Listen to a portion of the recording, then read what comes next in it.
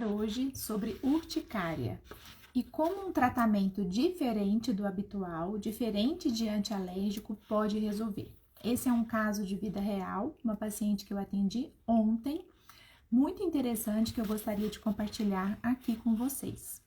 Então, para quem chegar agora, essa live vai ficar gravada. Vamos falar então de uma mulher de 40 anos que chegou até mim ontem com um quadro de urticária desde junho de 2023. Essa paciente vinha com um quadro leve, esporádico e usava o Allegra. Então, ela usava um anti-histamínico clássico, anti-H1, e melhorava os sintomas. Coincidentemente, ela estava fazendo o uso de hormônios para tentativa de engravidar, uma FIV. Então, o estímulo hormonal também pode desencadear a urticária. E um estresse todo envolvido aí nessa situação que envolve a tentativa de engravidar, custos e tudo isso. Então, essa urticária nasceu, ela nunca tinha tido urticária antes. O único quadro que ela já teve de alergia era de dermatite de contato. Eram dermatites esporádicas na pele, não era tão frequente e tudo bem. Esse tempo foi passando, a necessidade do Allegra sempre presente, se não usava, vinha a urticária. Uns 8 meses depois, mais ou menos aí, um ano aproximadamente, já no início de 2024, do ano passado, essas urticárias pioraram muito. E essa paciente procurou inúmeros alergistas, inúmeros médicos, nutricionistas, fez vários tratamentos e nada de sucesso e era sempre o Allegra. Fez investigação, as alergias eram negativas e ela sem entender o que estava acontecendo. E eu esmiuçando ali a história dela, ela fala que coincide com piora de intestino, ela começando a se sentir mais distendida, um pouco sentindo mais cheia depois da alimentação, e isso coincide com uma piora da urticária, que começou a ficar difusa, começou a ter inchaços, angioedema, e esse quadro foi piorando, formigamento nas mãos, nos pés, e esse quadro foi se intensificando. Essa paciente não sossegou, hoje o conhecimento ele é democrático, vocês sabem disso, estamos aqui inclusive levando conhecimento para vocês, para que vocês possam se empoderar e entender às vezes o que acontece aí com vocês. E aí essa paciente então começou a estudar e viu que tinha uma enzima que poderia ajudar nesse tratamento da urticária, que era a DAO. E aí ela comprou essa enzima sem prescrição médica, sem prescrição de ninguém, ela não sabia exatamente o que era, mas ela resolveu comprar. Quando ela compra essa enzima e começa a usar antes da alimentação, a urticária sumiu. Ela não precisou mais usar o Allegra.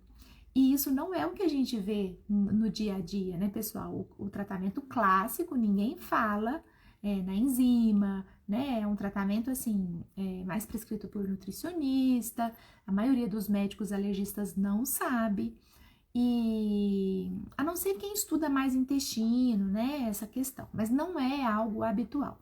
Então, essa paciente começou a fazer uso da Adidal e resolução dos seus sintomas. E também melhorou a distensão, melhorou o empachamento, ela não comia muito bem, e aí ela procurou uma nutricionista que entendesse do assunto. E ela está em segmento com essa nutricionista e a nutricionista que encaminhou para mim. Então, vamos só dar alguns parênteses aqui. Que enzima é essa, doutora? Então, nós sabemos que a urticária é uma liberação excessiva de histamina. Essa histamina que a gente tanto fala aqui, uma substância que nosso corpo produz, mas também vem de alimentos, né? Quando estamos mais estressados também, liberamos mais histamina. Quando um alimento se encontra, assim, por exemplo, 3 dias na geladeira, ele já começa a ter muita histamina. Aquelas carnes, assim, que a gente vê maturadas, tem muita histamina. Alimentos como chocolate, carne de porco, pimenta, clara de ovo também tem bastante, tomate, molho de tomate concentrado, bebida alcoólica, vinho tinto principalmente, queijos, né? Principalmente aqueles queijos mais envelhecidos, mas os lácteos em geral, vários alimentos e alimentos até bons, banana, berinjela, alimentos excelentes, ricos em estamina, além das junk foods, né? Então, essa paciente foi na nutricionista, que entendia do assunto de estamina e falou, opa, tem alguma coisa aqui, vamos procurar um alergista que entende dessa parte de intestino. E aí, eu atendi essa paciente e eu falei, por que melhora com a Adidal? Porque a Adidal é a enzima que equilibra essa estamina. Ela é produzida lá no intestino, logo depois ali do estômago, no intestino delgado, bem na superfície do intestino, bem pertinho também onde é produzido a enzima que degrada o leite, a lactase. E ela sabia que ela já tinha uma intolerância a leite e tudo isso. Então, bem nessa borda em escova, bem nessa parte bem superficial. Qualquer coisa que acontece, pessoal, ali no intestino, se tem um excesso de microbiota, de bactérias ali nesse local, que não é um local para ter muita bactéria, as bactérias em maior quantidade é para estar mais embaixo, não nesse local de absorção de nutrientes. Nesse local é para o alimento acabar de ser quebrado e ele ficar numa partícula bem fininha e entrar para dentro do sangue. Esse é o certo. Se a gente tem muita microbiota nesse local, pode competir com a quebra desse alimento e com a entrada desse alimento para dentro de nós, levar a déficits nutricionais e tudo isso. Então, essa enzima existe naquele local. Quem tem déficit na produção dessa enzima ou uma atividade reduzida dessa enzima vai ter problema com a estamina.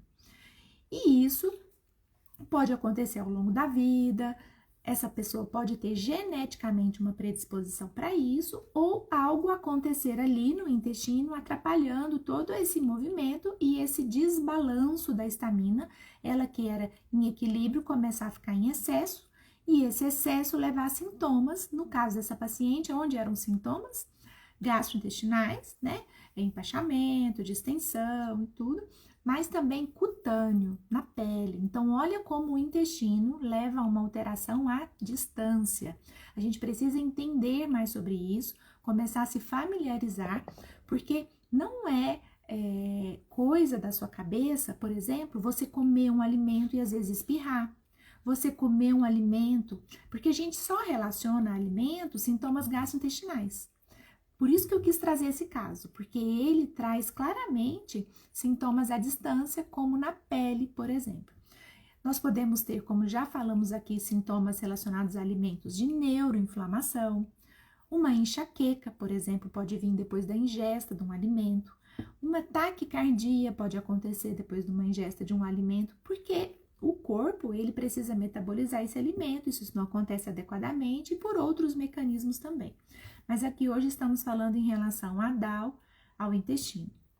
Então, essa paciente, eu falei para ela ontem, você tem algo aí no intestino, ou você tem um supercrescimento bacteriano, que está atrapalhando que essa enzima que você produz encontre com o alimento, e aí a estamina dos alimentos fica em excesso, porque depois do acompanhamento da nutricionista, ela começou a perceber que sim, os alimentos que liberam mais estamina, peixes também, esqueci de falar para vocês, ela tem mais sintomas. E no dia que ela esquece de usar a enzima, ela volta a ter urticária.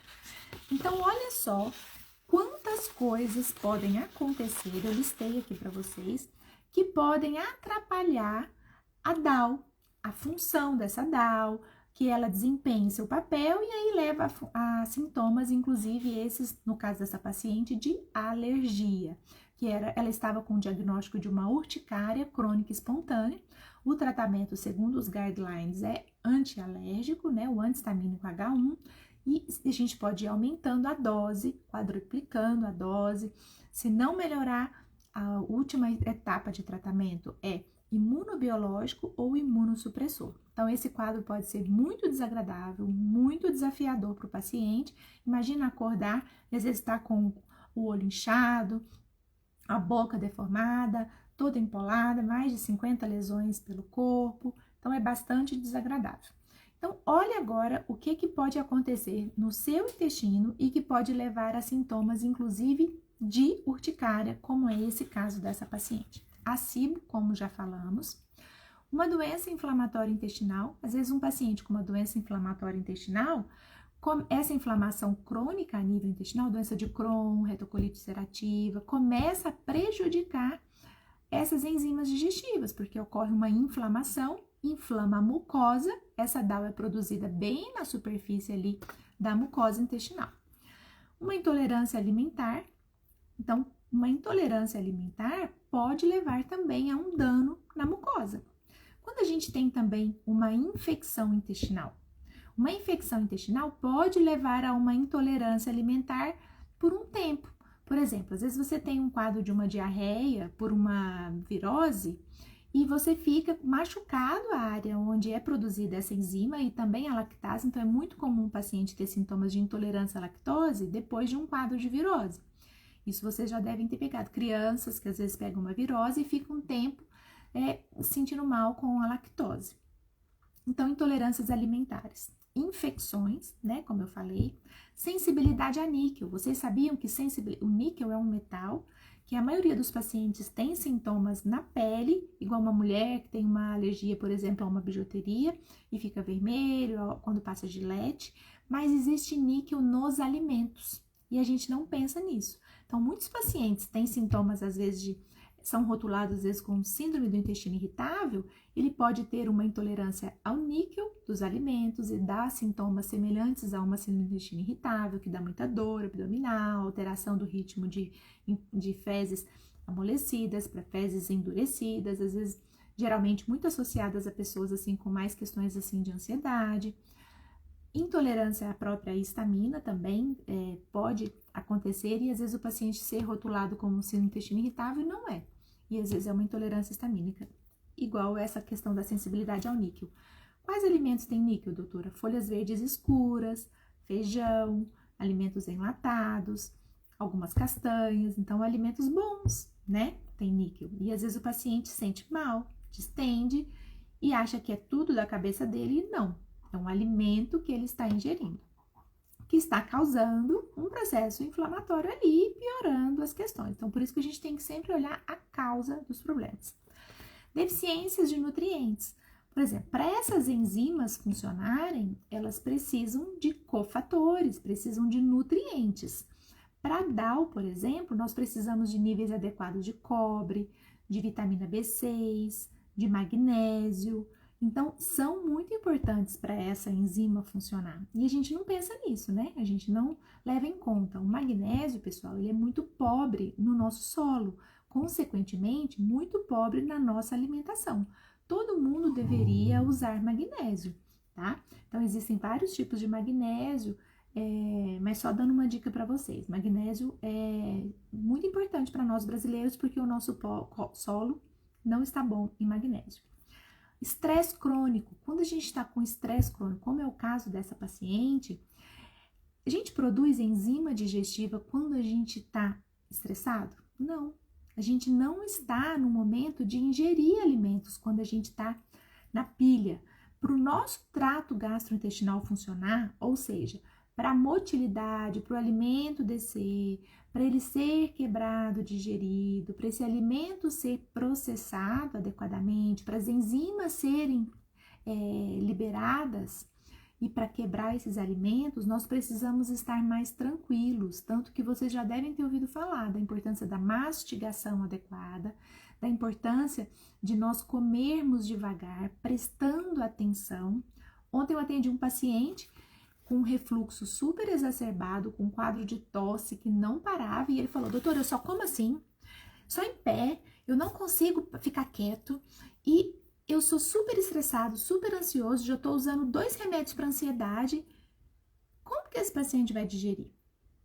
É lógico que ele vai ter um refluxo, e aí desse refluxo vai ter sintomas altos, ou não. Tem pacientes que só tem queimação, mas a gente tem um refluxo laringe-faríngeo. Então, para dar um exemplo para vocês, que no estresse, a gente não tem digestão adequada. E isso vai sendo um ciclo vicioso, uma bolha que vai se formando, e a gente começa a não quebrar esse alimento não quebrado vai levar a consequências, como é o caso aqui dessa paciente que eu tô falando para vocês. Então, o estresse crônico leva a um aumento também da permeabilidade intestinal. Quem não sabe o que é isso, procurem. Aqui também nós temos vários vídeos sobre o assunto, que é o leaky gut, ou aumento da permeabilidade intestinal, que é esse intestino vazado, como se fosse uma peneirinha aberta.